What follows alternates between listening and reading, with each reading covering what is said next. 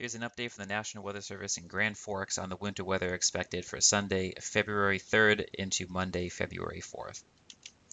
What we'll be looking at is heavy snow expected and blowing snow conditions, as well as some wintry mix and a return to cold wind chills, although not quite as cold as what we expected in late January. This will impact eastern North Dakota, northwest, and west central Minnesota.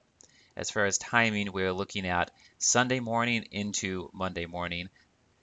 Impacts due to this snow and blowing snow primarily will be difficult travel conditions extending into the Monday morning commute. With a look at our current headlines, we have a winter storm warning across much of the area for 6 to 10 inches of snow and blowing snow. There is also a winter weather advisory further south where snowfall totals are expected to be less, but in areas like Grant, Ottertail, and Wadena County, there is potential for a wintry mix to occur this afternoon at the onset of the storm. And then, as usual with many of these events, the blowing snow will be worse in open country and not as bad when you're in town.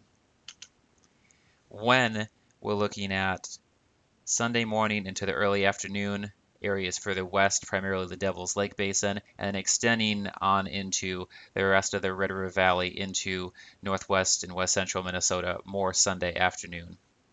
And this will continue on overnight into Monday morning, where conditions should gradually improve west to east, just like they started west to east. Now looking at the actual snowfall map, we're seeing higher totals to the north with 8 to 10 inches, becoming less as you head down south, looking more at a 6 to 8 range in Grand Forks and 4 to 6 in the Fargo areas. And then you also have potential for some locally higher amounts possible in the more northerly areas. Then lastly, talking about the colder wind chill is probably going to be in the negative 40 range at the high end and negative 20 at the lower end, continuing on through this next week. And then also blowing snow, looking more of a Red River Valley type event, and further to the west is the Devil's Lake Basin as far as our main risk areas.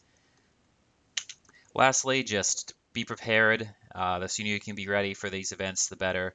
If you can get a winter survival kit in your vehicle if you need to travel, and if you can avoid travel, if at all possible, that is best to not have to get out there, as ice and snow can cause very difficult travel conditions, especially when there's blowing snow.